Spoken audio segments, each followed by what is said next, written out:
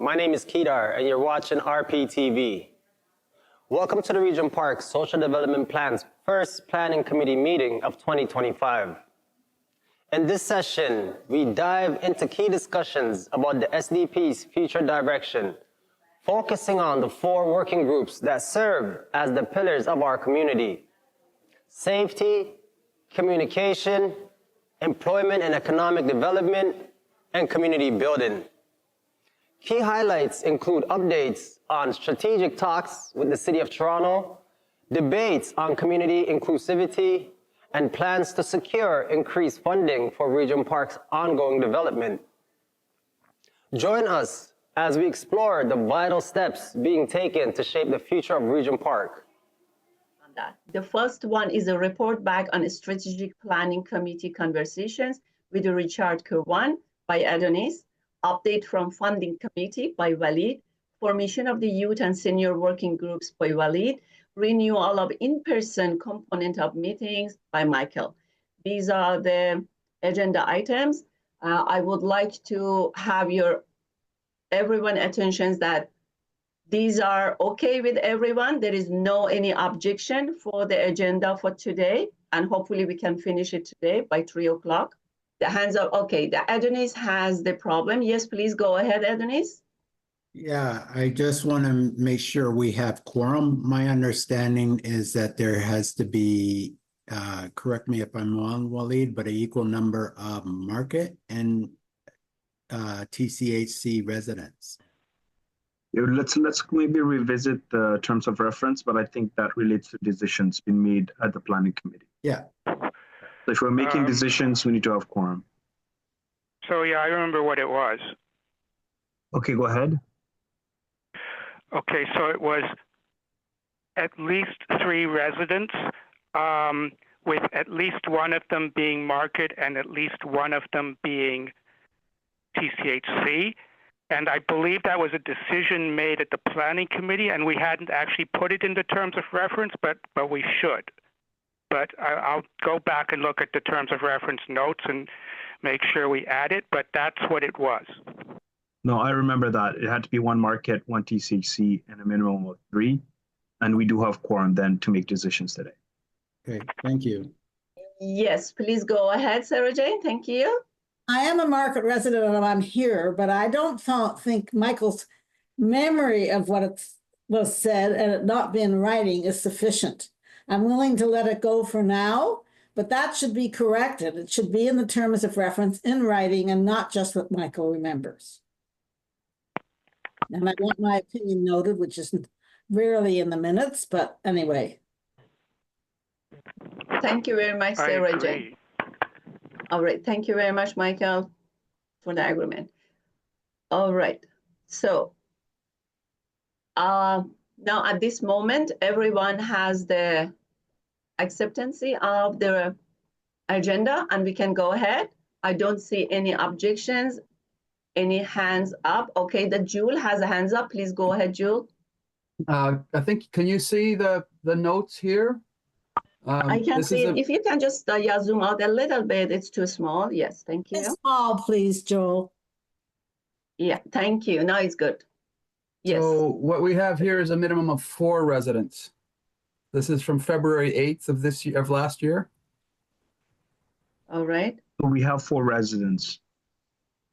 And one being, yes, TCHC and 1 market. And 1 being market. Okay, that's 1 additional staff, yes. So, but now we're not going by hearsay. Now we're going by the exact decision. The notes taken.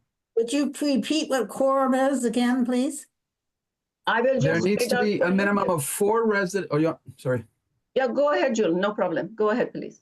Minimum of 4 residents to make a decision, with at least 1 being a TCH resident and at least 1 market resident, with addition of at least 1 staff. Okay, thank you. So so quorum is actually 5, I guess. Is that what this is saying? 4 residents and 1 staff? Well, I think it's like taking into account the possibility of the staff being a resident as well and not being able to participate. Like Dini, for example, the Regent Park Community Health Center, their staff support, but they could not want to exercise their vote as a market or TCHC resident. Anyway, we probably don't need to get into that, but maybe Yeah. that should be clarified. Yeah, because it's not mentioned actually that additional staff, it would be from which side? From TCHC or from the market one? No. So I think, it's excluded and it can be anyone at this moment, right? All right. Anyone else would like, to go on any other objection? I can see the hands of Miguel. Hello? Please, Miguel, go ahead. Yeah, I support this recommendation. But hopefully one day we will have a participant from the youth groups. We always wonder what is youth to join us. Anyway, thank you. You're welcome. Thank you very much. And anyone else? Yes, Michael, go ahead, please. So just for clarity, it's better if staff were to be replaced by the term organizational representatives because, for example, the board members of an organization might be here as a representative, but they are not allowed to be staff. You cannot be a staff if, like, a board is a member of a incorporated not-for-profit corporation is a volunteer position. So I think a more general term than staff should be used, but we can take that up when we put this into the terms of reference. But I just wanted to advise people of that. Thank you very much, Michael. Anyone else would like to go ahead or anything to say? Or we can just go ahead for our agenda and we start the agenda if there is no any other objection regarding that. I think, at this moment we have the quorum. Are you agree, everyone? There is no objection? Perfect. You can just give the thumbs up, everyone. Just nod their head. All right. Thank you very much. I don't see any objections. Fine. Thank you very much. We will go ahead for our agenda. The first agenda item is report back on a strategic planning committee conversation with Richard Kirwan. And I request the Adonis to speak out and discuss about this. Thank you very much, Adonis. Go ahead. Okay, sure. All right, I'll just go. So yes, so this is a meeting with the Strategic Planning Committee that had with Richard Cohen, I believe on December the 17th. So what we presented was around the 8 structural changes that we have already discussed with the planning committee that went to the stakeholders table. And then we had met with Richard about it. So this is report of the meeting. So on the issue of our goals, Richard felt that so it's whether it's the goals or the strategic directions, Richard felt that there should be a more priority on TCHC residents.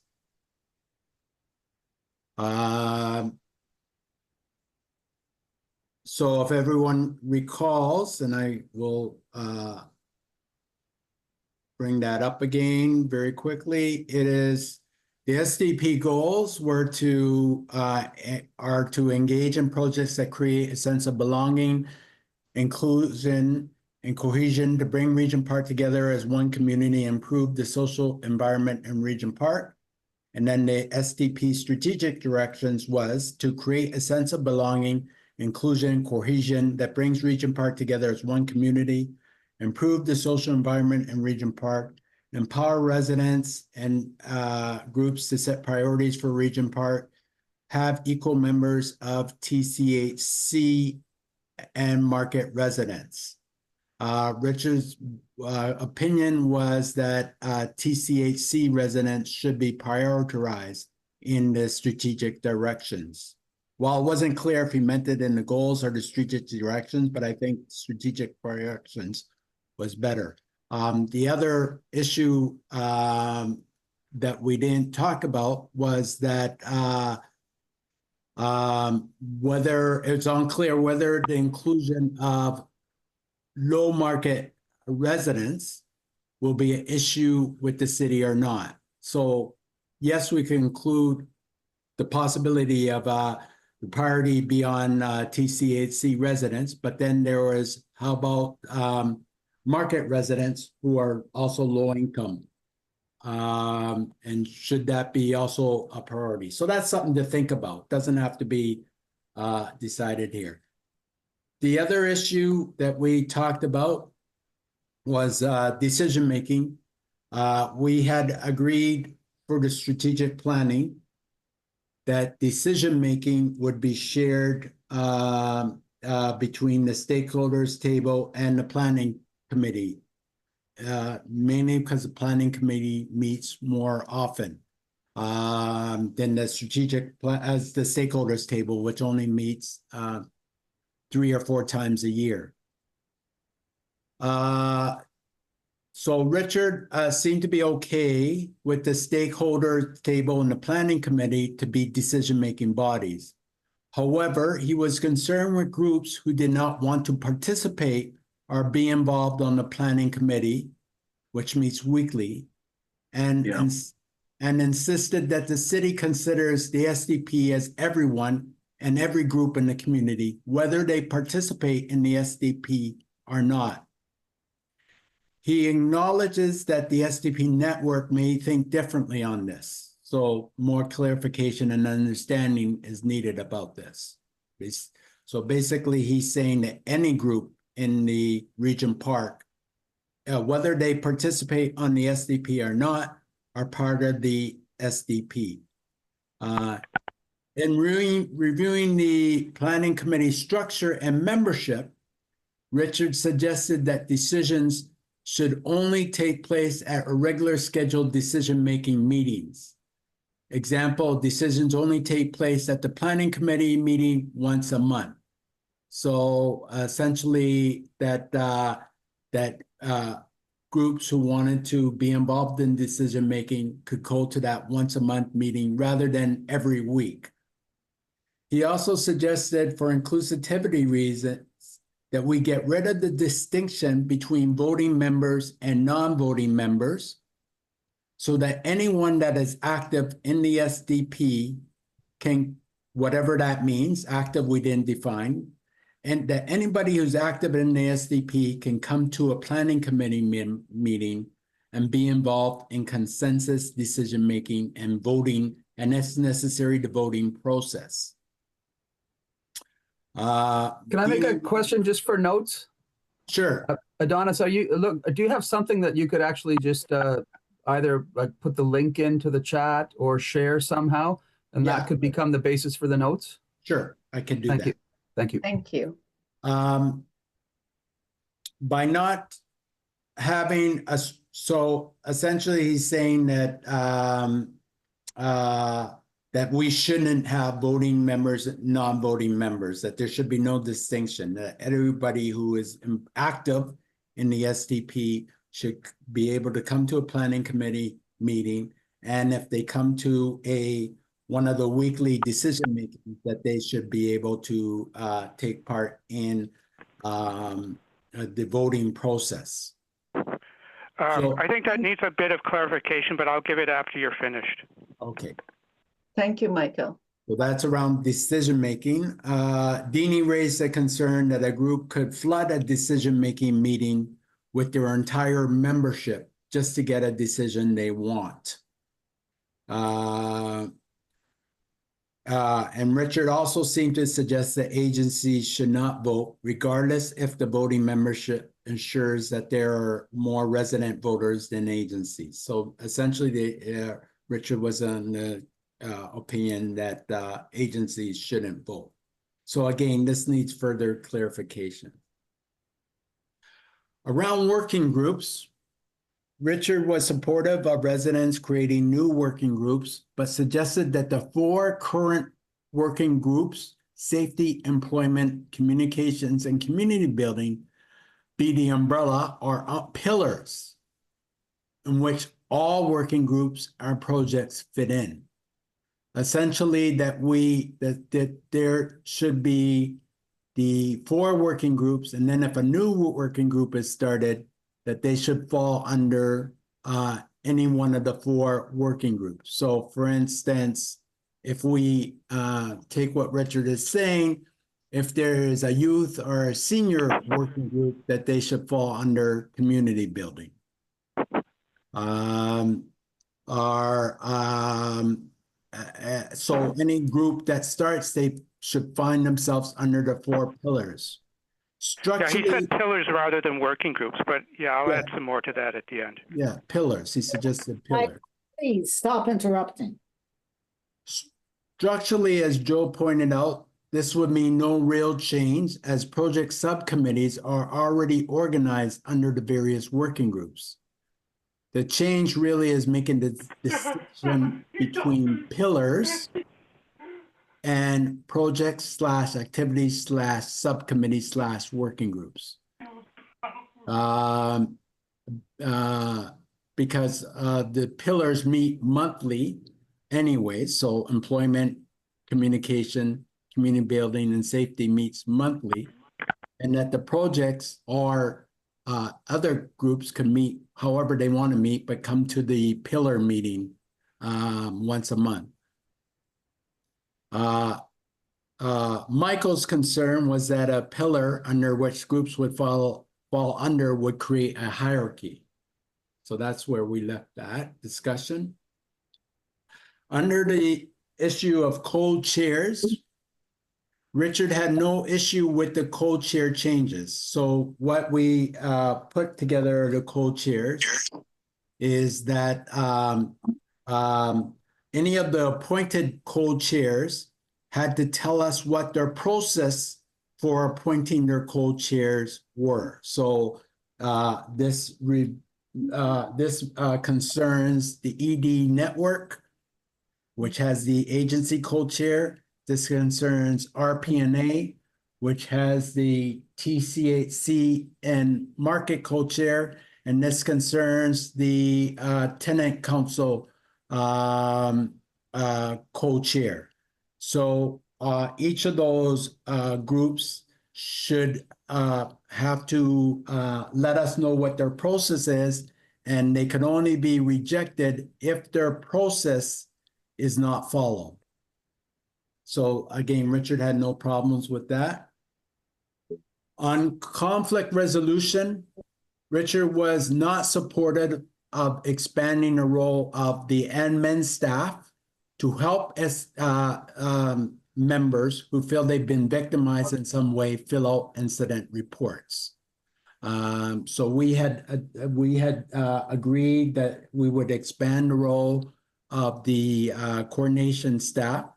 In this case, it would be Brandy, to help SD members who felt that they were bullied or victimized, or there was a problem, some kind of thing that they claiming harassment or anything like that, that they would fill out an incident report, and those incident reports would be followed up through the working groups around how to resolve those issues, whether it meant mediation, using the shaping culture mediation, or just helping them through the mediation process. So Richard felt that, but it's not understood. I don't know if Richard understood that it was only to help fill out the incident forms and not to undertake conflict resolution. Richard seemed to be thinking that the staff would also be involved in doing conflict resolution, but it really was that the staff position would basically help whoever's making those complaints understand the conflict resolution process, meaning the shaping culture and how to resolve their conflict, but they would be involved in taking down the incident. So that there be a documentation of the incident, what day it occurred, the time, what parties were involved, and a statement about what the issue was.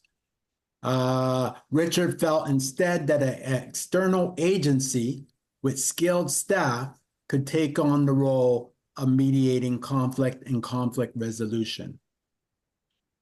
Michael's opinion was that he was not supportive of an external agency taking on the role of mediating conflicts, and felt that we should build the capacity to do it internally.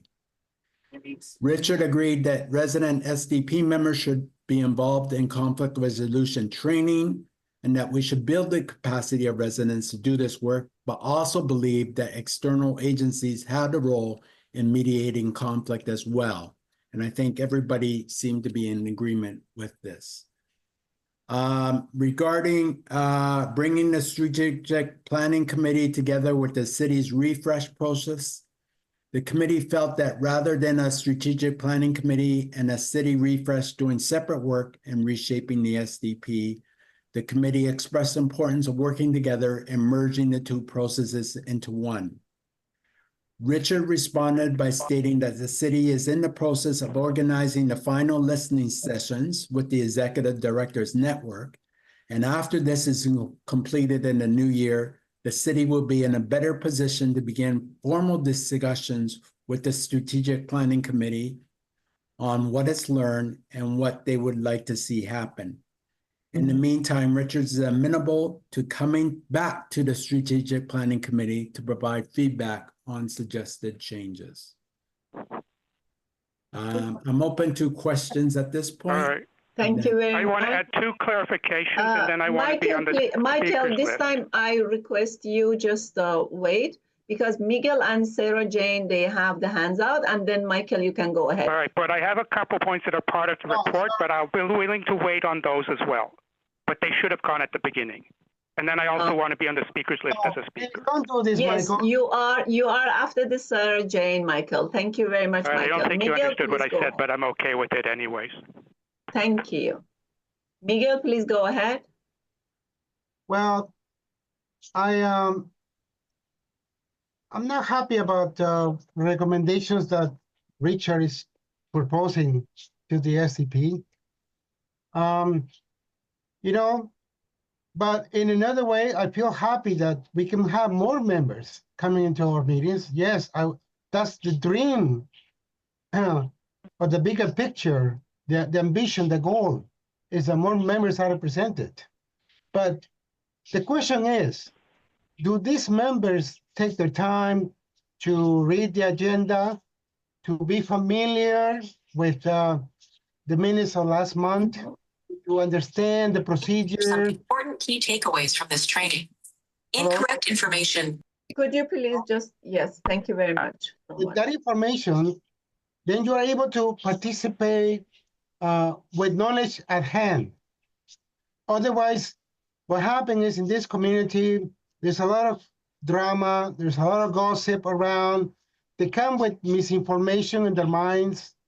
And a good example was the last meeting at 660 Dundas Street, East, on the second floor. And I was so shameful that day, you know, because here we have an opportunity, the Urban Pavilion, to showcase the SDP to the world. And they were observing us from different parts of the world. And what did they see? They see angry people fighting one another, trying to defeat the other member with information that is not correct, it's not truthful. So that day I realized that, well, we know that people don't come with the knowledge. They don't do the homework. They don't read it. But you know, in the perfect world, I wish people will come, sit down at the table with the knowledge and the information that we have taken the time to use a staff person to circulate this information. And then what really shocked me is to hear back comments like, oh, nobody sent me an email. Wow. Or I didn't receive my print copy that it requires AODA compliance of 12 font size. Who is going to make that delivery? I always ask that question. If some member of the community has a accommodation request, which is to provide a print copy on a 12 font size report, who is the responsibility to request this information? Is it the person who has the disability? It should be known to the SDP coordinator. Because I remember during the pandemic, Ishmael used to deliver during the pandemic days, during the lockdown, a print copy to this resident who is not here today because claims of being bullied. Anyhow, another aspect of this situation is there is a, I have spoken about this at the TCHC board, of the perception of, the non-neutrality. There is no neutrality when you have a business relationship with, and your vendor is TCHC, and be part of a TCHC resident consultancy body. It's conflicting to have that individual at the table because that person would never and be bold to say the things like myself, like or other people in the community who have been objects of retaliation by TCHC, to speak about the truth about the community.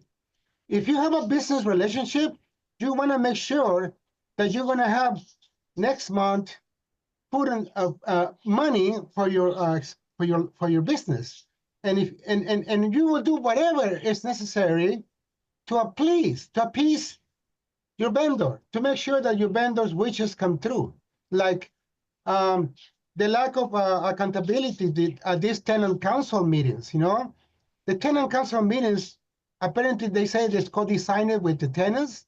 It's mostly created by the TCHC staff. They're pushing down the envelope, they're pushing down their ideas and suggestions, and they want to implement that. And that's what keeps this community divided. When we have a landlord who is, will do anything to defeat organizations like the SDP by bringing animosity, by bringing toxic behavior, unacceptable behavior, like being bullied on a Regent Park Safety Network meeting. I was shown the finger. What happened to that? No, correct. No one corrected that individual. I asked Felicia White, no answer. So you see, we have a culture where TCHC has their own group of friends, and they know they have a blacklist of people who are also TCHC residents, but we are not conformed with the reality. We are not satisfied with the status quo, and we speak up. And for that, we get punished. For that, we're giving an X6 form to be evicted from the unit. Thank you.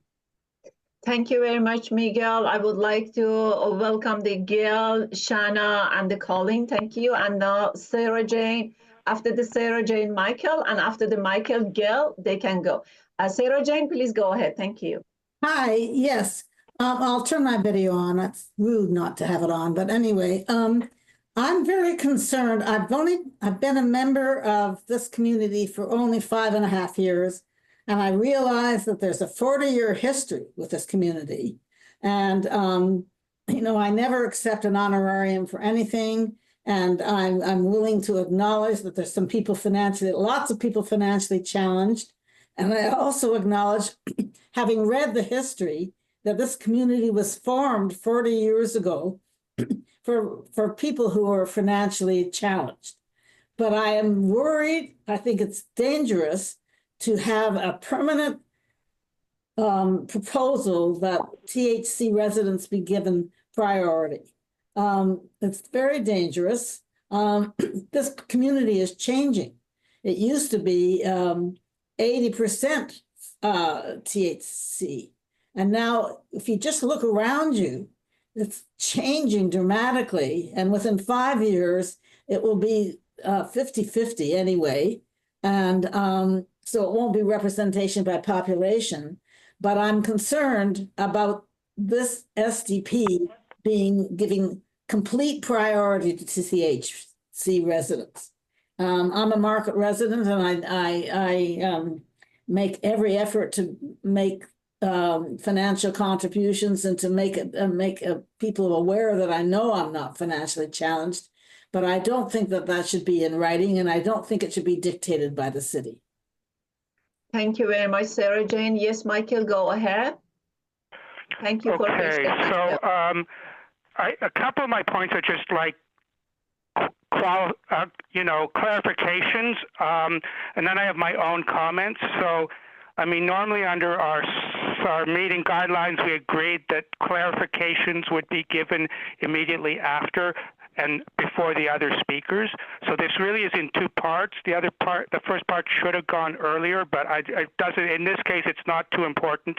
I don't think the clarifications are really significant, but it's important that clarifications happen right away so you don't have several speakers going off on incorrect information. So I just want to start with the clarifications. On the decision-making part, so Richard definitely did want it to be completely open, but it already is completely open as far as the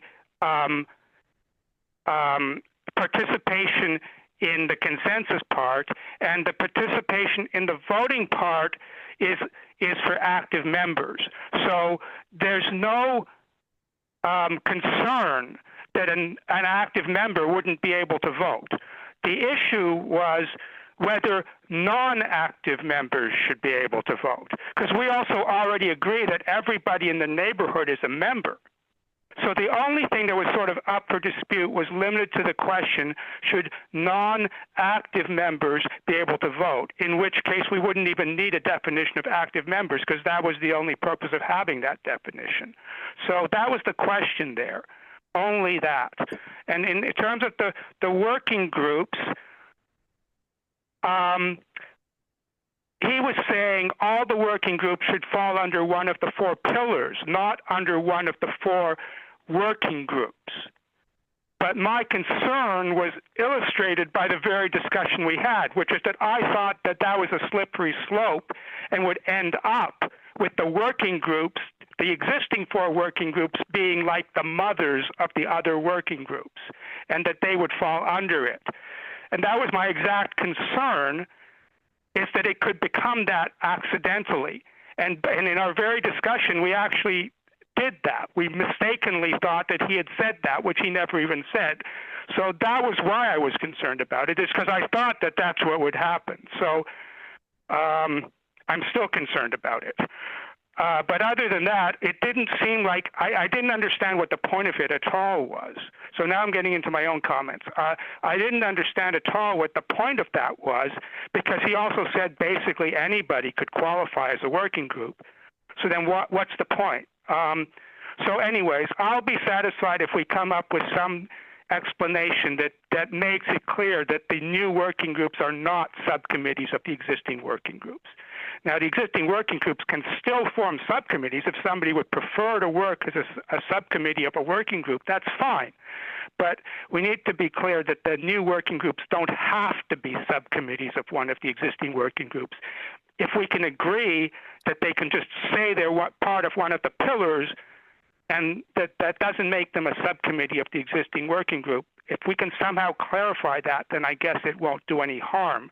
But it's the lack of clarity on that makes me think it could be a problem. And then getting to the, just going back to the question of the different types of members from the residents' point of view, there's two things there. There's market and TCHC, and then there's within the market, the ones that are low income and the ones that are higher income. So I've never really heard any clear understanding of whether we even want the higher income members to participate in the SDP. But when we get around to that discussion, I think we need to discuss both aspects, the higher income members of the market and the lower income members of the market, because it's two slightly different ways of looking at it. So I think we should just be clear when we get to that discussion that we cover both of those aspects. Then going on to conflict resolution, again, it's the confusion over that could result in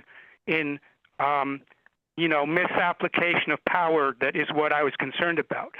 Sure, there's possibly some agreement we could all reach to that would say that many different organizations and residents can participate in the process of helping to organize conflict resolution. But the question is, will we be able to agree on that in such a way as to actually not give power? I mean, I never said that I didn't want external organizations involved.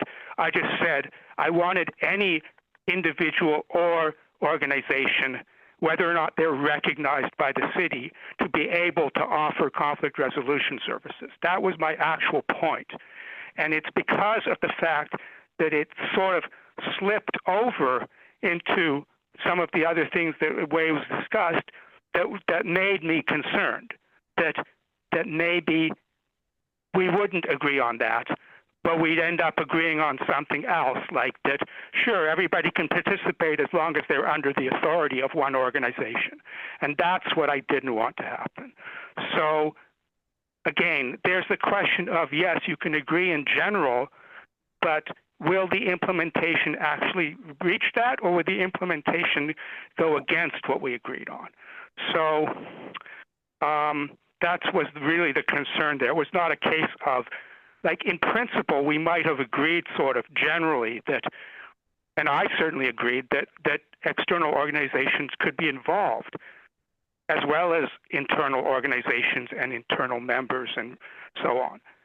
The question is, would we actually be able to implement that in a way that would satisfy the city, but would still leave them as all being equal? And I was not clear that was going to happen. So that was what I was actually concerned about, is that there not be an authority on conflict resolution. I was not saying that the organizations couldn't participate, as long as they were able to participate without having power. And a lot of organizations are not able. It's not within their organizational culture to participate in something without having power over it. And that's the concern. Okay, thank you. Thank you very much, Michael. I appreciate for the clarification on the points. The Gail has a hands out, and then Walid. Please, Gail. Thank you. Yeah, can you just clarify, Adonis, kind of the co-chairship piece? Yeah, if you can. Oh, sorry, not the co-chairship, but yeah, the co-chair of the working group piece. I missed that. Yes. Working group piece? Yes.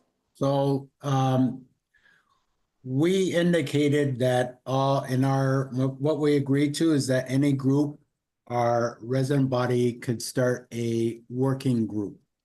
And that's what we presented to the stakeholders table, and that was agreed to. And these working groups would be on par with our current working groups, which are communications, safety, community building, and missing one, but yeah, employment, of course. So what Richard suggested was that to keep the existing working groups and use them as pillars, so they would be pillars, so the employment, safety, community building, and communications would be pillars, in which other working groups that are started by any member or group in the community would fall under these pillars. So if there was, for example, and I'm not saying to do this, I'm just saying, for example, if there was a youth working group, that they wouldn't be a pillar, but they would fall under the community building working group, the community building pillar. Mm-hmm. If there was a seniors group, they would fall under the community building pillar. If there was a new newspaper for Regent Park, they would fall under the communications pillar. If there was a group that is, I don't know, like, anyways, they fall under pillars. So he suggested keeping the pillars the same and the working groups find a place under them. Not that they necessarily. Kind of what is done for funding, right? I think is. Yeah, or their projects, yes. for instance, projects. But Yeah. still, just like the funding application, projects would fall under one of the pillars. That whether they meet with the pillar or not, I guess it's up to them. But he suggested keeping the pillars as the overall structure of the SDP. Does that help? Yeah, no, totally. Yeah, and so I guess that moves into what does the membership look like, right? Yeah, under while we propose under the membership, and again, this is just what we decided before we had had this conversation, that each working group, whether they're youth, seniors, any working group, they would be representative. They would bring representative members to the planning committee, which we had anticipated it being the decision-making body. This is before. Essentially, we said that they could bring, I believe, as many people as they wanted, but that they had to have an equal number of resident when voting, not consensus, voting only, that the voting members would be, they had to be an equal number of TCHC and market resident. Okay. So, but now it's kind of all, right now we're just deciding, I don't know where we stand on that because the strategic planning hasn't met, but Richard proposed that any group could, and anybody really can participate on the planning committee and be involved with decisions, both consensus decisions and voting decisions, as long as we define the word active. Right. Yeah. So, and it didn't matter if a working group bought 10 members in a decision-making meeting. And didn't matter if all 10 members of them were residents. That as long as they were active on the working group, they could make decisions. They would have 10 members that would make decisions on a vote. So that's where we're at. And as you heard Miguel saying that sometimes what I perceived as him saying is that a group could just come without being fully informed or just to get their way, could flood a meeting and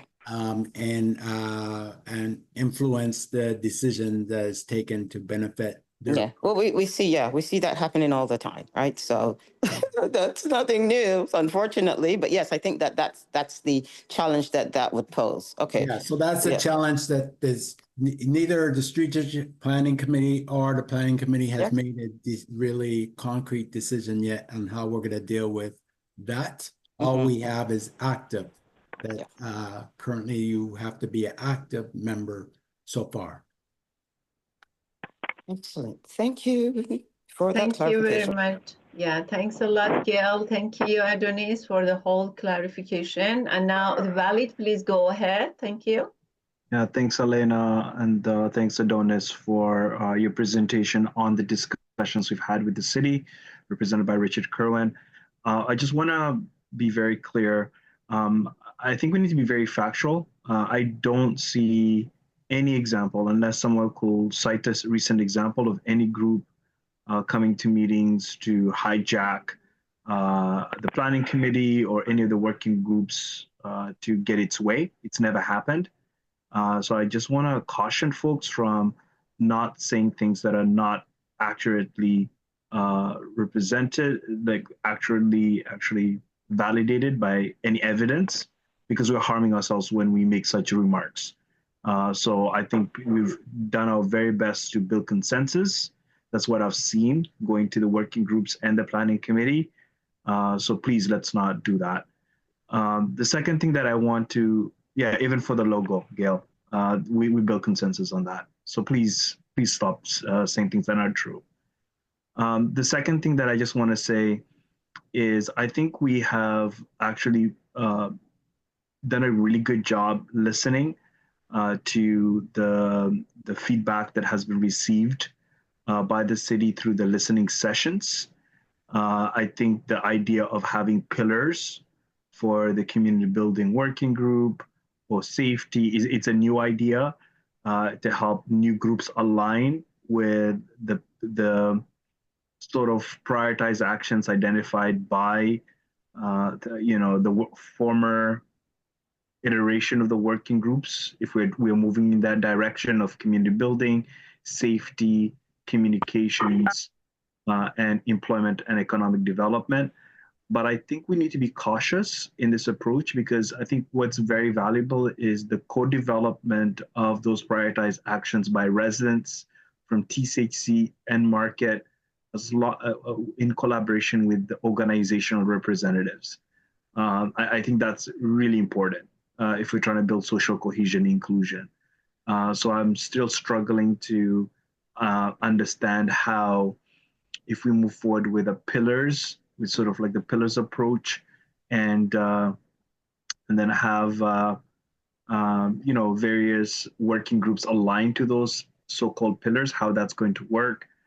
So what's the reporting mechanism between the planning committee, which makes decisions, which has been authorized to make decisions, with a caveat that the stakeholders can revisit those decisions if needed, as per the last stakeholders meeting, and community building and so seniors and the youth working. Where's the level of autonomy for those working groups to develop their prioritized actions? Does it just have to have those actions be vetted by the planning committee and then that's it?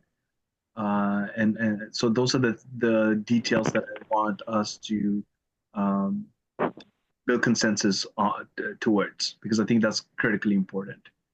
So I think we are very close. This is the feeling I got from the last meeting. We're very close on building consensus from what we've heard from many residents through the listening sessions that the city hosted, through the engagement opportunities that the stakeholders table hosted, specifically the strategic planning committee. Kudos to Adonis, Michael, Deanie, Brandy, and everyone that was involved in that process. Ishmael as well, before he moved on to his new role. I think there was a lot of learning, and I think we're in a good step. So I just want to encourage folks, if you are passionate about this, please get involved with the strategic planning working group, so you can inform those discussions before we bring those final recommendations to the planning committee for decision. Thank you. Hello? Thank you very much, Walid. Yes, Michael, and then Adonis. Michael, it was for a long time waiting. Thank you very much. Michael, go ahead. Hello? Okay. Yes, Michael, go ahead. Sorry, my sound is going in and out a bit. So am I on now? Yes, we are able to hear you. Go ahead, Michael. So I can't, see, I know you can hear me, but I can't hear you sometimes. So, okay. Yeah, I just wanted to add a bit about the groups, the member groups, and so a member group is not the same thing as a working group. So all the member groups can participate in the planning committee. It says the working groups have to have residents representation there, but that's like a minimum. They have to. That doesn't mean that only the working groups have representation there. The other groups in the community, even if they don't want to be in a working group, they can still be in the planning committee. So I just wanted to clarify that working group doesn't mean group, and it doesn't replace the groups in the city. It's and, it's not or. So you've got the groups in the community, and then you've got the working groups. They're both on the planning committee. So we're not excluding like just ordinary groups within the community that don't want to be part of a working group. Just wanted to be sure that people are clear that working groups are like collections of residents and groups. They're not a replacement for all of the groups and all of the residents. But I still feel like we have a bit of confusion about the pillars versus the working groups, because if we're going to say the pillars, then I think we have to somehow become very clear that that means the topical areas of those 4 pillars. It doesn't mean that the other working groups report to the 4 working groups. Thank you very much, Michael. And Adonis, please go ahead, and then Miguel. Adonis, thank you for the patient, Adonis. Yeah, sorry. Goodness, items updated. Sorry, Gail, I don't understand your question, but I'll start with mine. Regarding between the pillars and the work, wow, this is confusing. Between the pillars and, say, working groups. So when I say working groups, I mean sort of, let's say, youth and senior. Let's say I think the recreation user committee, access to recreation. Which access to recreation, in my understanding, is part of the community building working group, right? So you have the pillars and you have the working groups. Currently, all to start a working group under the strategic plan is that they just need to follow the process of having a co-chair and a chair, and be open to residents and market residents to be a working group. None of the working groups are pillars, for that matter, as it currently stands, reports to the planning committee. As it currently stands, they can provide information to the planning committee. They can provide representation to the planning committee, but they don't report to the planning committee, as I understand it. There's nothing to say that a working group has to report to the planning committee. Our working group that started has to report to the planning committee. So at this point, all it says is that they need to be aligned and can give updates to the planning committee. So that's regarding so there's something that we may want to have some kind of reporting relationship. In the same way that a working group doesn't have to report to the pillars. There's nothing that says that a new working group or a working group has to report to a pillar. So for if there's a youth group, they don't have to come to a community building if they're under the pillar of community building. It's not necessary, as far as our terms of reference and anything else goes, they don't have to actually come to our report to the pillar. So we may want to revisit that if we're talking about alignment, because we often talk about alignment, but then there's no reporting relationship. So how could groups be aligned if they don't report to or if giving updates is only up to whether they want to or not? Or if it's a project under a pillar, they don't have to give updates or report to the pillar that's under. So currently, there is no kind of reporting relationship that I'm aware of between, if we go with this idea of pillars and working groups that I know of. So that might be something we need to address or think about in the future. Thanks. Thank you Gil, very sorry, much, Adonis. Gil, Just Gil please had a hold question in on. the Miguel chat. has a hands up Yeah. for a long time, and then Michael, you can go. Miguel, please go ahead. All right, so great things we're doing to improve the process. of adding members, having co-chairs. Everything is beautiful, guys. But what we're gonna do for the next stakeholders table to avoid the same shameful situation that we were all witness to.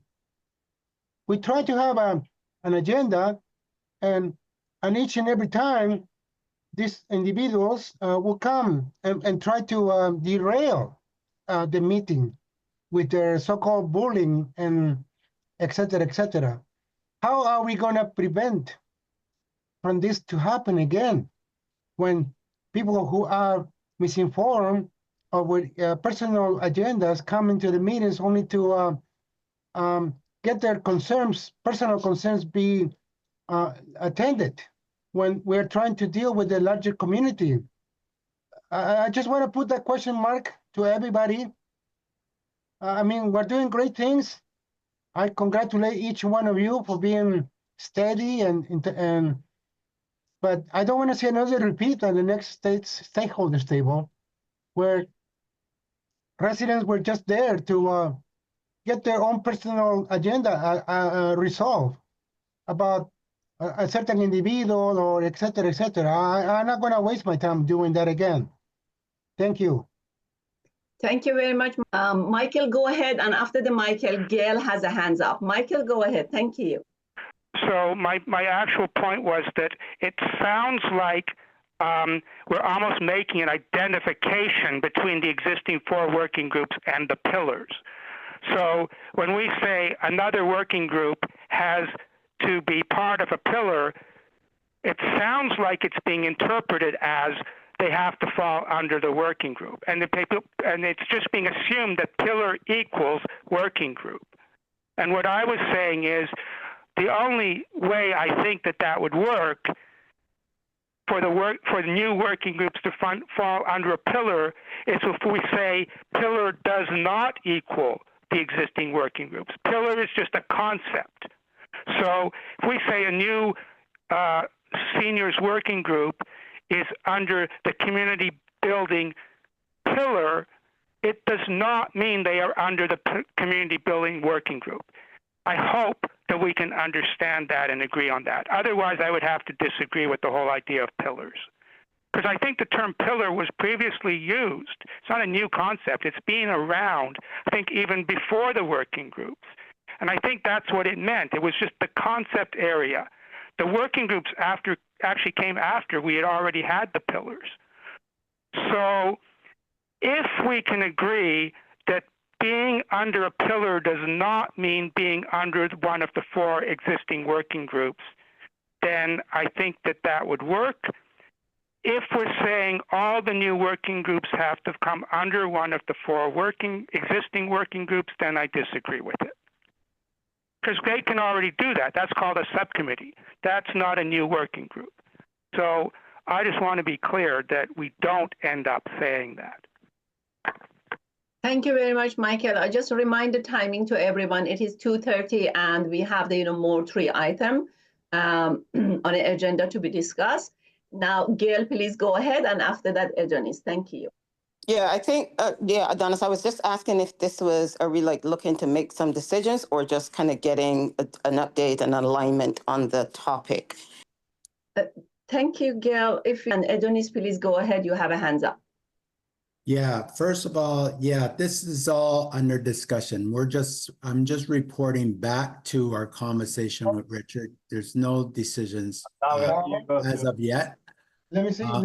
However, what I would say is that there are issues that we need at some point to work out. One is this idea between prioritized TCHC residents and market residents who are, for instance, renters and are under the same kind of economic issues that TCHC residents face. And then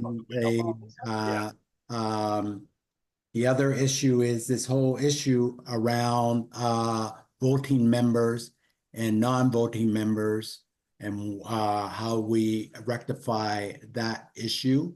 And how do working group, how are the working groups represented in the planning committee, whether they are formally represented as members or not. And then the other issue is this issue that Michael just raised around pillars and working groups. I have a different opinion than Michael does about that. In my opinion, the reason why we have pillars in the first place is so that groups who have the same kind of issues could come together and talk with each other and problem solve together. Whether they do that once a month collectively, whether they want to be more, or whether they want to do it alone. Let me just to give an example. If employment is a working group, then the Regent Park Cafe may be, if the employment, sorry, is a pillar, then the Regent Park Cafe may be a working group under that pillar. But it doesn't make sense that it's a theoretical thing, that it makes sense that the Regent Park Cafe works with the other members of the employment pillars to resolve issues around vendors and around employing people and around catering with other groups that may be involved with that. So that's a different opinion. So I think these issues need to be discussed further. And I know there are different people's opinions on that, and be a great way to, the strategic planning is a great way to try to resolve this issue and then come back with some proposals to the planning committee. Thanks. Thank you very much, Adonis. I don't see any other hands. Anyone would like to? Yes, Michael, do you have anything to say? No. Okay, thank you very much. I don't see any hands. Are we in agreement, with this report? Can I got my hand up, Elena. I can't raise my hand because I'm sharing Oh, okay. screen. Yes, please go ahead. Yes, I didn't see it. I think this discussion around pillars is useful, and I think maybe we should try to ensure that we're all on the same page with it. It's pretty important, I think, to like and maybe to explore whether there is anything worth clarifying with Richard or with the city on this point. I think one thing I would just add, just in terms of what's happening already, like one of the key things is how are our resources distributed in the community, and the resources are distributed according to the pillars. So yes, it's not a new idea. It's an idea that's been there for a very long time, as Michael says. In fact, the city is doing all its work based on that concept. It's very much in place already, and there isn't any place where those that are doing work in these different pillars gather. And they can gather at the working groups, but there's no expectation that it happen. And so this is already happening. And it might be, and maybe that's okay, or maybe that's at least nothing can be done about it. So some of this discussion might not be about what like anything that can be expected or put down onto paper. Some of this stuff is kind of culture for the network, it would seem to me, like how do we create a community where people want to come together and talk about these things? Because that's, I think, some of the issues that city is raising and that we know is happening, is that there's lots of people doing good work on these different issues, and they don't always want to come together and talk about them. And so is there any way we can address that? Thank you very much, Jewel. Anyone else would like go ahead and bring any issues regarding this reports? Yes, Miguel, please go ahead. Yes, maybe I should rephrase what I said in previous statement. It's not about bringing personal issues to the to this planning committee or harassment that I'm being accused of. It's just a simply request that we need to look forward to the next stakeholders table meeting. And I really want to have a productive meeting where we are successfully approve many of the items on the agenda. In order to do that, we gotta have a mechanism in place whenever members of the community want to bring to the rest of the members in attendance irrelevant and toxic comments that the only goal is to divide us more and more. That is my whole goal in this chat right now. And if you have a problem with it, then I don't know. How are we going to solve these problems from happening again? I just want to be preventative and I want to be progressive so that these issues are made a deal right away in a fashion that they did not create a lack of interest in the agenda. People start to walk away. You know how many people left that meeting in December and last year? Almost 50% of the members of the table walk away. Thank you. Thank you, Miguel. I appreciate, you're passionate and, sometimes you want to bring, the issue that it might be related to many people at the Regent Park. But of course, everyone should be mindful of, how to bring out the issues. And please be respectful of each other's. Once again, I repeat, if we are respectful, we can find a solution for the challenges that everyone face. But if we are fighting among ourselves, there will not be at all any productivity. So we all are here. We are putting the time, really with the dedications and of course passion. So the meetings, it should be absolutely productive for not only the SDP groups, but for the whole Regent Park communities, because that's the aims that we are here. Thank you very much, everyone. All right, I don't see any other hands. Are we all in agreement that this point is clear for everyone? As it has been mentioned, several times by Michael as well as Adonis and other members of the SDP. And is there anyone disagree with that? Please come up. And if you are agree, can we move to the next topic in the agenda? If you are not in agreement, please. Yes, before we move on to the next topic, will Adonis just remind folks when the next strategic planning meeting is for those who want to discuss the pillars and other pieces much more intentionally?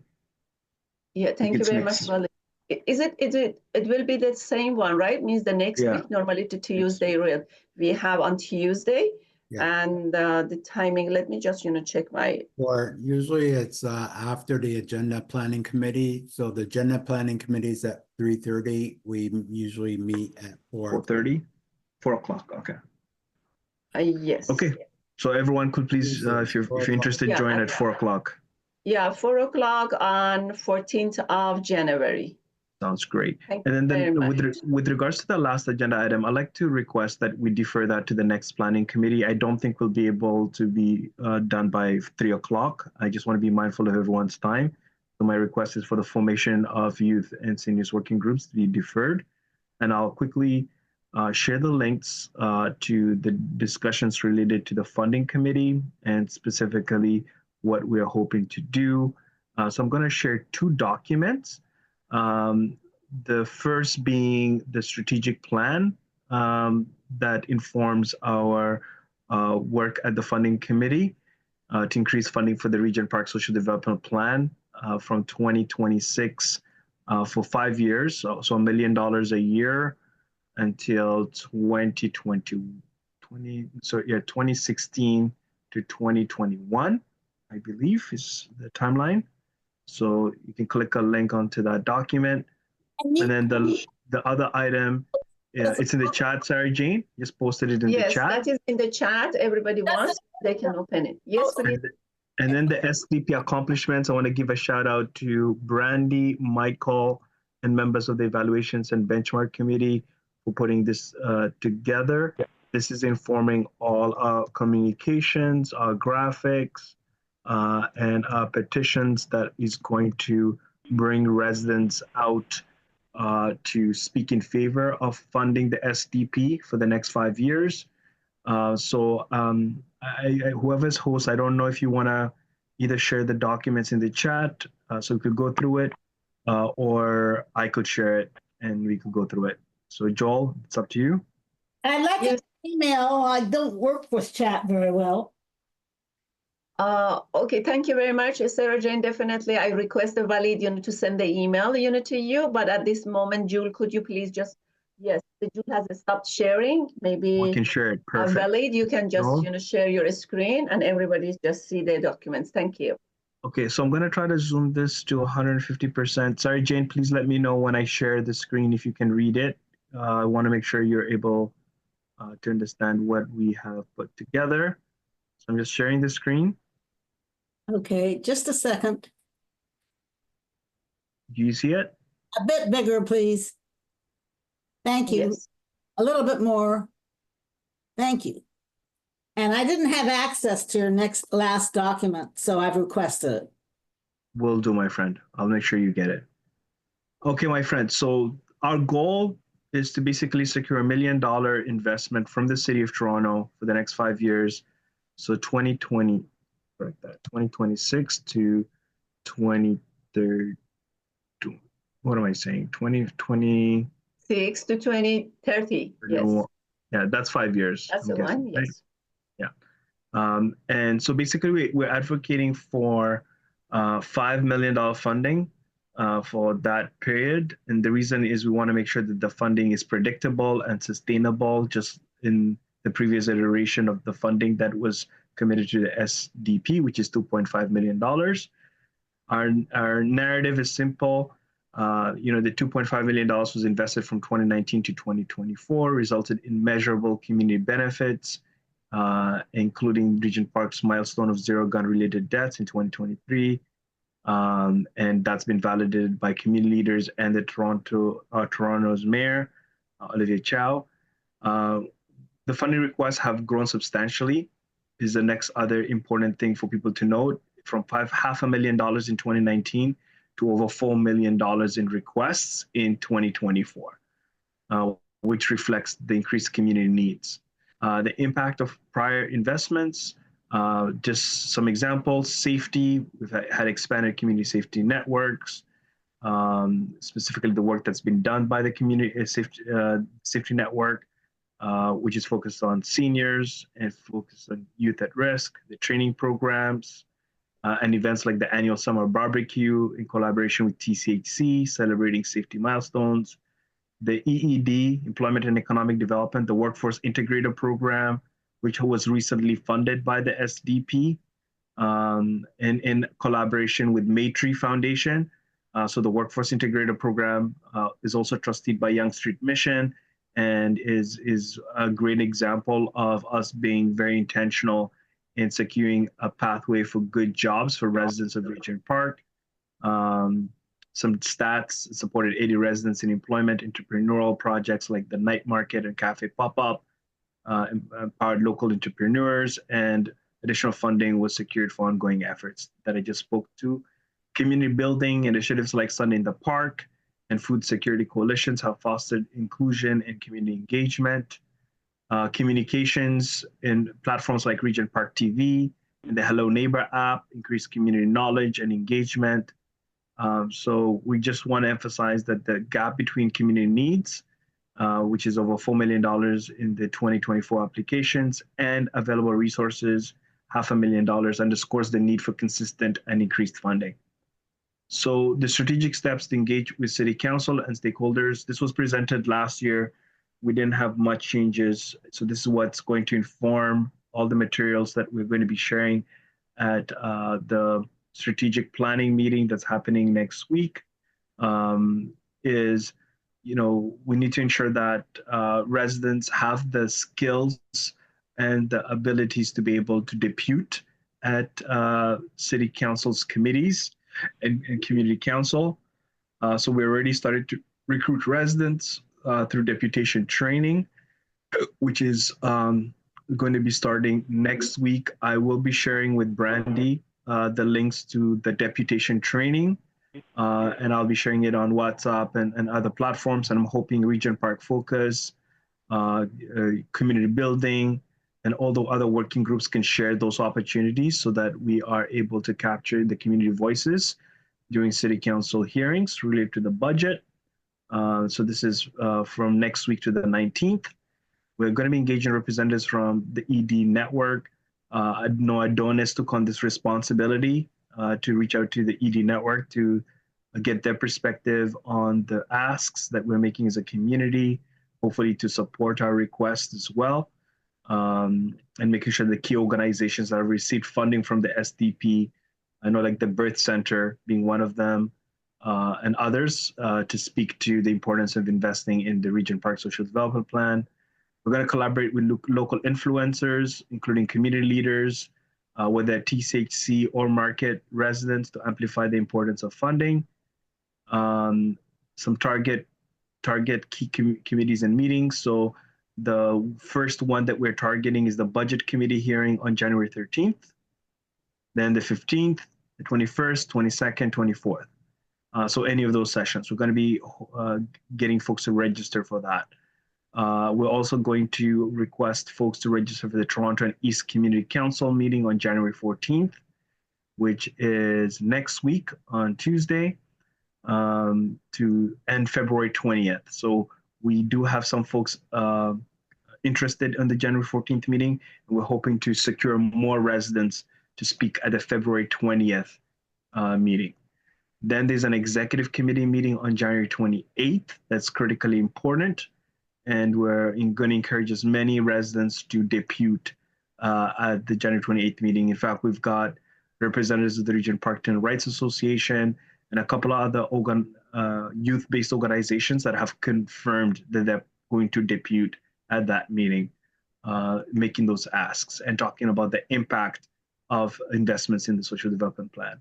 We're also going to request a meeting with the mayor's office and Councillor Moyse to secure the endorsements for funding in the social development plan. And those requests will be going next week, hopefully when Brandy is back on a contract. If not, we'll have a discussion on how to move forward with those requests, because it's critically important that we have our elected representatives on board. We've already worked on a lobby document and supporting documents, which I'm going to be sharing next, the text of that. And what we're doing is we'll want to develop a comprehensive lobby document highlighting the sort of through a visual impact, the photos, videos, and testimonials. I want to give a shout out to Regent Park Focus for doing a great job incubating a lot of that information on their website and on their YouTube channel. So we're going to be working with Regent Park Focus to make sure that the visual impact is illustrated in the deputation, so in the presentations to council. Statistical support, so the Evaluations and Benchmark Committee has collected a lot of data that we hope to share, showing success metrics and resident satisfaction. Key stories, we're going to showcase individual success stories from funded projects, for example, like the cafe pop-ups, documenting local entrepreneurs, for example, but also programs that have been successful due to funding from the Social Development Plan. We're going to be sharing this document with all this information to council members and stakeholders and the public through the campaign website that I hope we could launch in the next week, if not by February 20th, the latest, but hoping to catch the January 28th exec committee, because that will be greatly impactful. And then we're going to have all this information on the website, including timelines, key impact stories, resources for public engagement, and real-time updates. And the key messages to City Council is we need to invest in safety SDP's direct role in achieving zero gun-related deaths, demonstrated the tangible benefits of social investments. We want to address demand. A funding increase is necessary to bridge the gap between the requests and available resources. Community-led successes, highlighting how grassroots efforts have driven measurable outcomes and sustainable progress, and the future vision of the SDP. So the great work that's been done through the SDP refresh or listening sessions, the discussions that have occurred between the city and resident leaders and the planning committee to emphasize the SDP strategic goals for 2026 and the years to come for inclusion, cohesion, and empowering residents. So this is sort of like a rough timeline. Starting this week and next week, conduct deputation trainings for residents and stakeholders from the 6th to the 19th of January.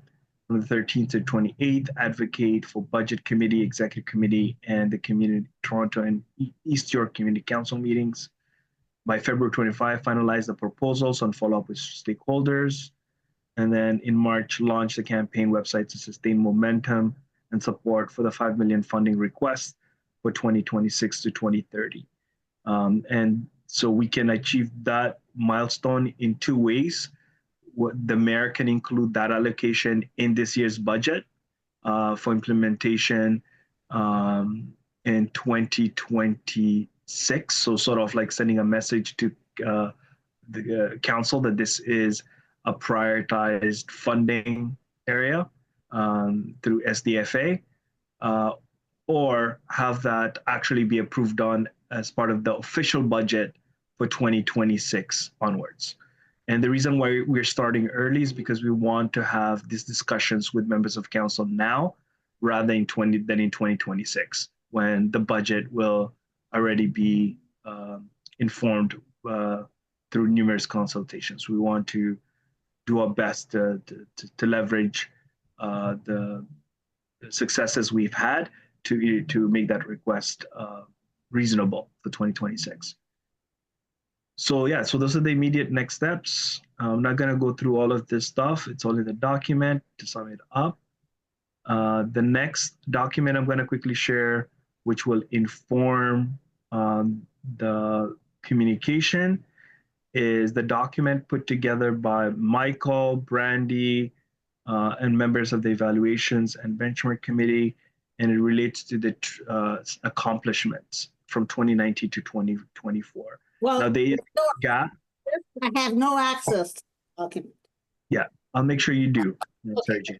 Yeah, the one gap that we have identified, my friends, is that there's certain groups that received funding from the SDP, but their accomplishments are not in this document.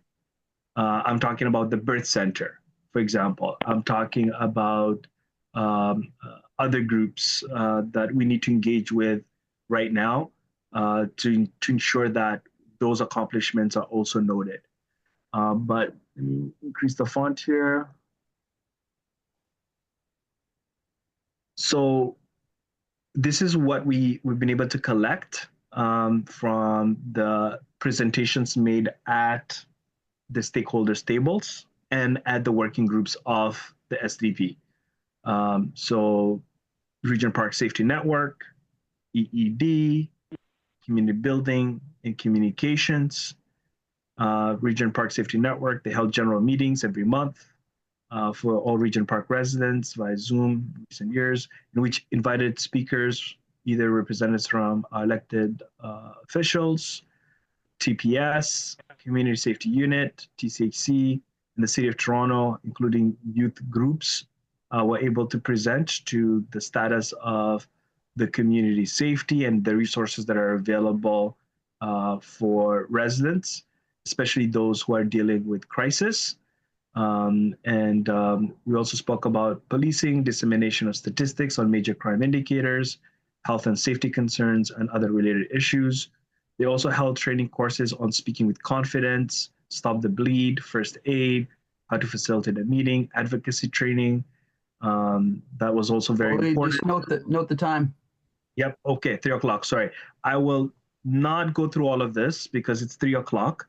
but I will make sure that this document is accessible to folks so they could go through it. But the reason why we're bringing this to the planning committee is we want to hear from you folks on what we've missed and how can we enhance our advocacy to ensure that the Regent Park community secures $5 million from 2026 to 2030. So please go through this document and provide feedback, and hopefully maybe at our next planning committee, we could go through some of the communication materials that we are going to be putting out so that residents are engaged in this campaign and hopefully secure the investments that we need to ensure that our community continues to prosper. I'll leave it at that. Thank you very much, Walid. It was very informative. But I have a question. You have mentioned that from 6 January to 19 January, you had a deputation courses that is going on. Means you have already started or? No, we're going to start that, Elena. It's going to be emailed to everyone. It's going to be on Zoom, and we're also going to have in-person meetings to do that. So the in-person meetings are probably going to be in the weekend. Just because of people's work schedules and other priorities. But you should be getting that information no later than next week. But I will be proactive and try to send that information tomorrow, if not for the in-person deputation training. All right. And we're leveraging other deputation trainings that are happening.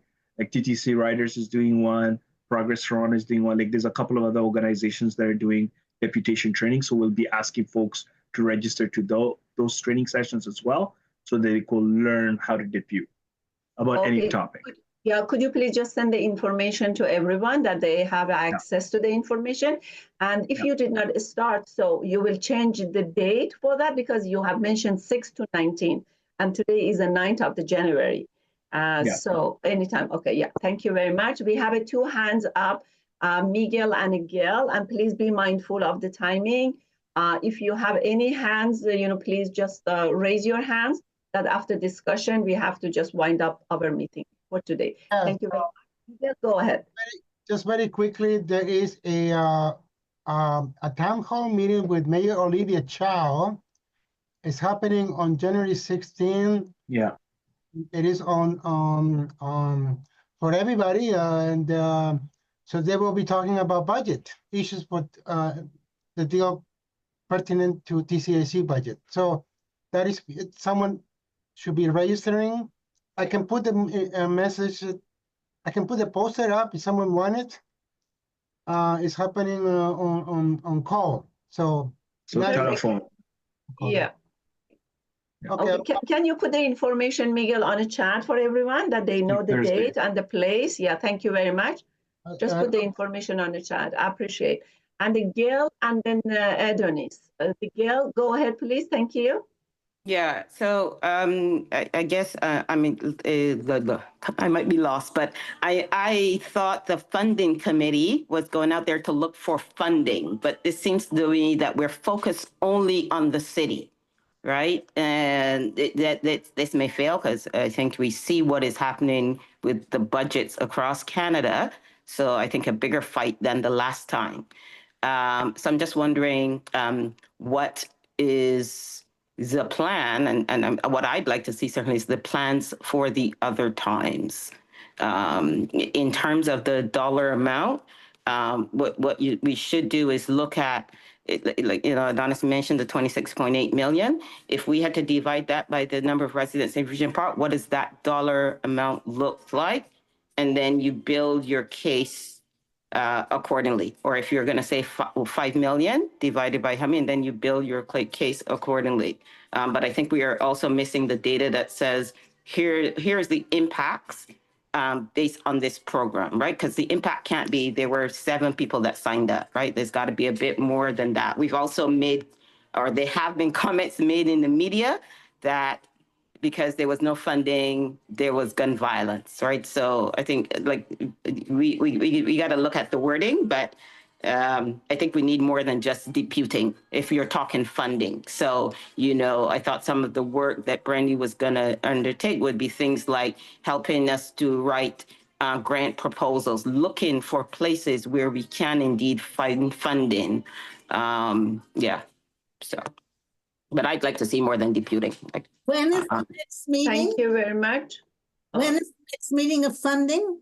We're going to talk about that last. We're scheduling that. Okay. Adonis, please go ahead. Thank you. Yeah, I think that's good work. It's a nice plan. What I would say is I feel that there needs to be a stronger rationale for asking for $1 million a year for the next 5 years. I mean, Regent Park is not the only community in Toronto. So why is it, I'm saying that needs to be like the top of rationale and why we're asking for those funds. And then the other way is they know that 26.8 million has already been given to Regent Park. Why isn't that enough? Why haven't we calculated that in? I mean, those are questions that will be asked, and we need to have those answers to those questions related to that. So those are things I would highlight if I was the devil's advocate in terms of that. Excellent observation, Adonis. So I'll quickly respond to Michael. Let me know if you want to speak next. But with regards to the point that Gail made about securing other sources of funding, I think that's a really important point. We do need to go for federal dollars. I don't know if the provincial government is going to be investing in community development, like in Regent Park, but those are things we're going to be exploring. So we will discuss that at a future funding committee meeting. But the important thing to note is that we want to engage with members of council now. We want to get buy-in now, not wait until the last minute in 2026 to make a request for the budget allocation. We need to get the mayor's support now. It's a strong mayoral system. The mayor's office designs the budget, leaving city councilors with very little room to impact that budget. We need to get Councillor Moise's support now if he's going to champion investments in Regent Park for the next year, for the 5 years to come. So I think that's critically important. We have to do that work. And the question that was posed by Adonis playing devil's advocate is, why isn't there, Regent Park is one community out of many communities in Toronto. I just want to let you know, I represent RPNA on FOSTRA, and the conversation has been happening amongst neighborhood associations across the city of Toronto is they want similar investments through social development plans in their neighborhoods.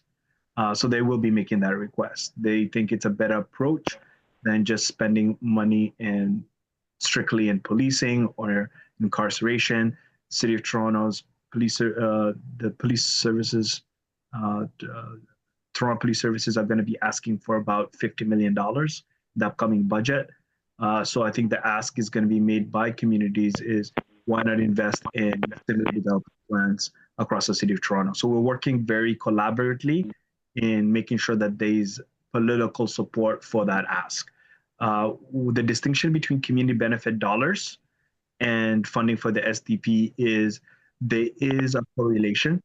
You want to make it clear that some of the priorities that will be funded through the $26.8 million in community benefits relate to the SDP, relate to the social development plan. But that is a decision that will be made by residents in 2025. I'm working very hard, my friends, to ensure that TCHC works with the residents to get that decision validated by the community this year.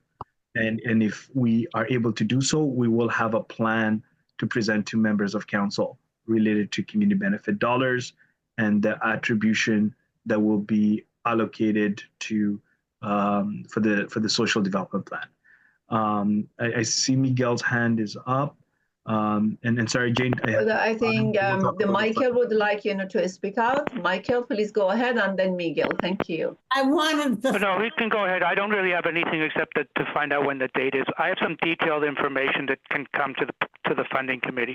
Amazing. All right. Thanks, Thank you Michael. very much. When is the date of the funding committee next? Excellent question. So we are trying to schedule that for next week because it's the end of the week already. So the goal is to try to have it on Monday between 4 to 5 or on Tuesday in the early afternoon. Would you make sure I'm on the email list, please, Waleed? For sure. Joel, do you have an access to rec meeting on Tuesday from 5 to 7? Or is that that's something I wanted to also? Those are on Thursdays now. Thursdays. Okay, so then we might actually then have the meeting confirmed for Tuesday the 14th from 5 to But 7. there's also strategic planning on Tuesday. Yeah, so it's after strategic planning then, basically. Okay, thank you. From 5 to 7. Thank you. Okay, and I'll send the meeting details and the links to the document that you requested. Thank you. Perfect. Thank you very much. Miguel, go ahead. Yes, I just want to say that there is a little correction to make with regards to the request from the TPS board. It's not just $1 million, but it's going to be more than that. It's going to be 3 times higher, depending on the outcome of the new collective agreement. And as you know, it's between 11 to 12% increase for the year 2026 and moving forward. So that will have a deep impact. And also we have a prorogue parliament. And all these dreams of to have funding for housing construction and federal money is up in the air. I mean, when they resume Parliament in March 28, they're not going to be talking about what we left behind on the discussion table. They were, of course, going to be asking for a new elections. So, my friends, we cannot dream of an expensive police force right now when the money that we have dreamed for all our housing programs in the city of Toronto up in the air, really. And we know that if people get elected, nothing of that is going to come to us. So, my friends, we're going to be facing a big challenge moving ahead, because if a conservative government gets elected, my friends, I don't know how are we going to be able to sustain the construction of the new programs without federal money. I mean, you know how Doug Ford is holding back money, and the same thing will do Pierre Poilievre.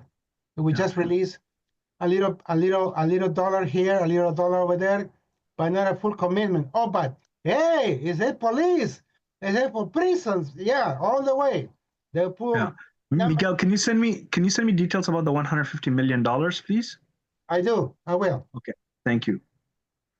All right. Thank you very much, everyone. I don't see any other hands. And I think the 2 items, it has remained still on an agenda that we are forwarding for the next meeting of the Planning Committee. One, it is formation of the youth and senior working groups by Waleed, and the renewal of in-person component of the meetings by Michael. And I would like to ask everyone is clear about the topic that means the agenda item that we have discussed about the update from the funding committees by Waleed. Is there any question? Is there any clarification to be made?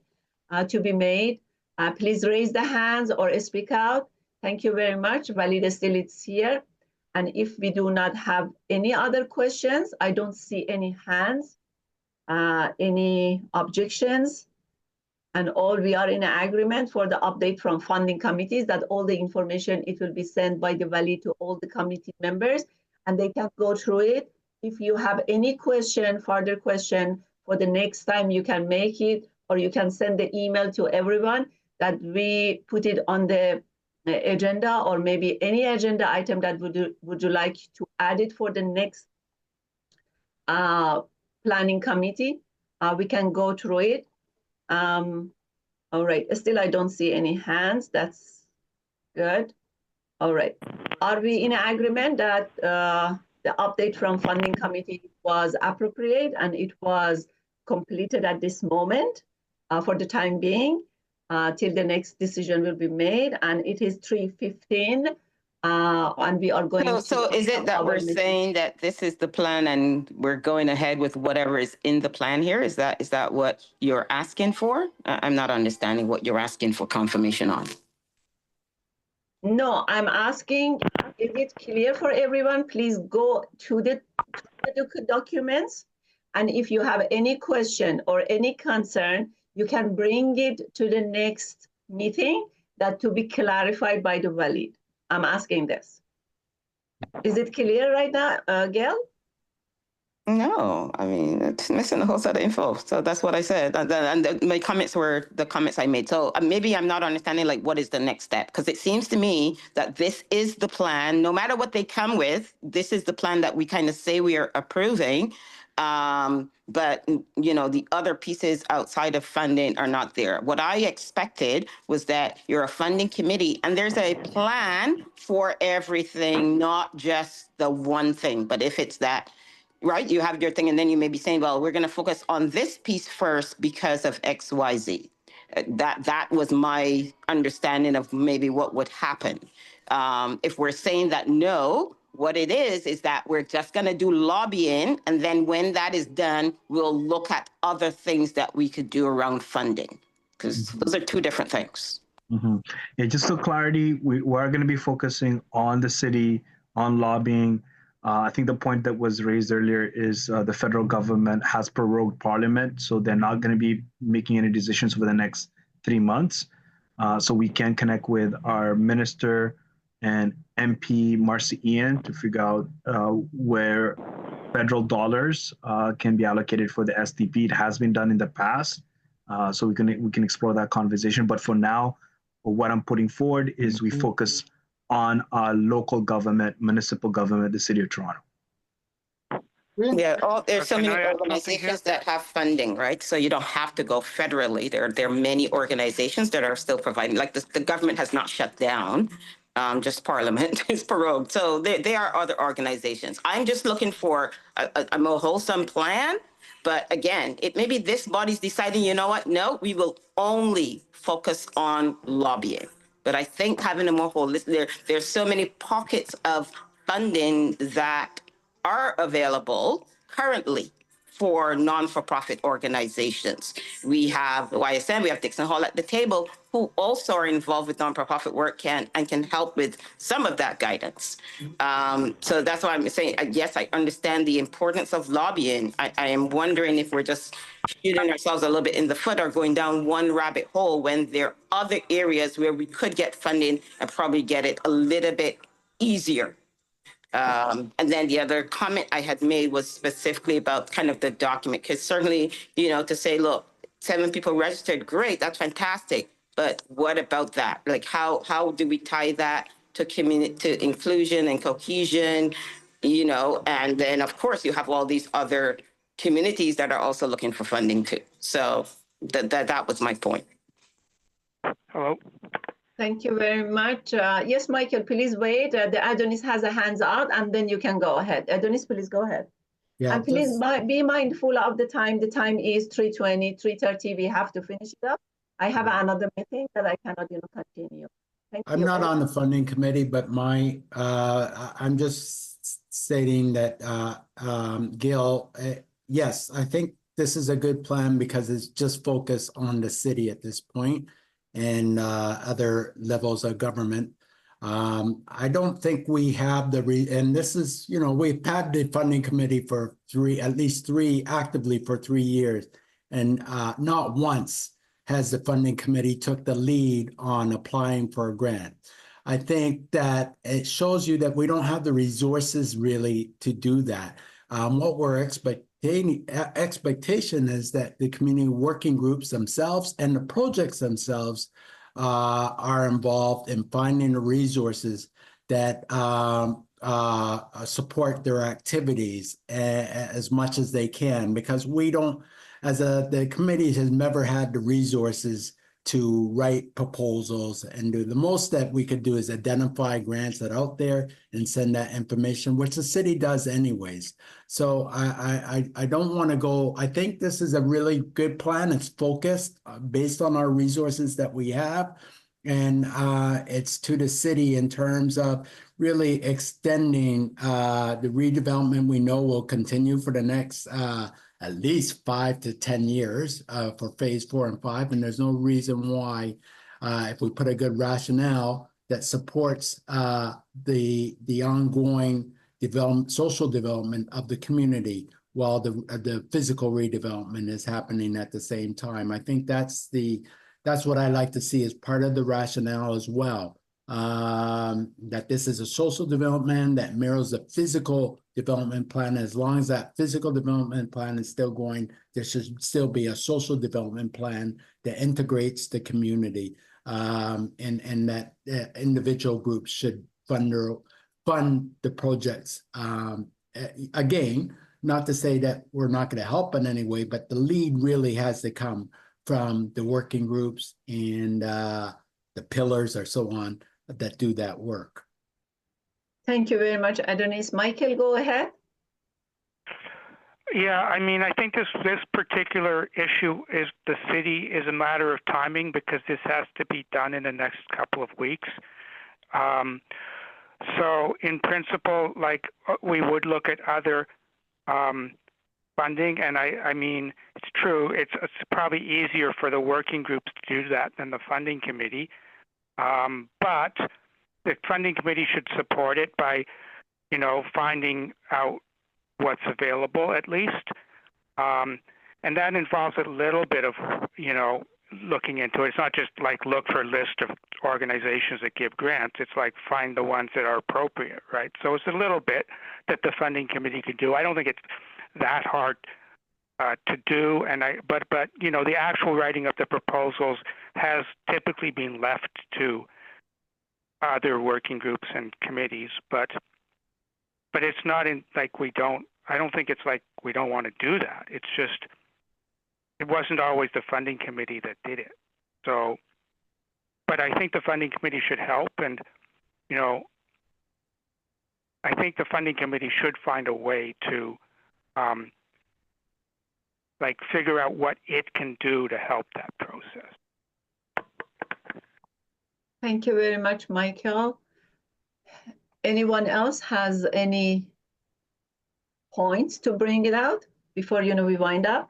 And I would like to request one person to be a facilitator for the next planning committee. Anyone would like, just please drop your name on the chat, or maybe you can just raise your hand, just speak out.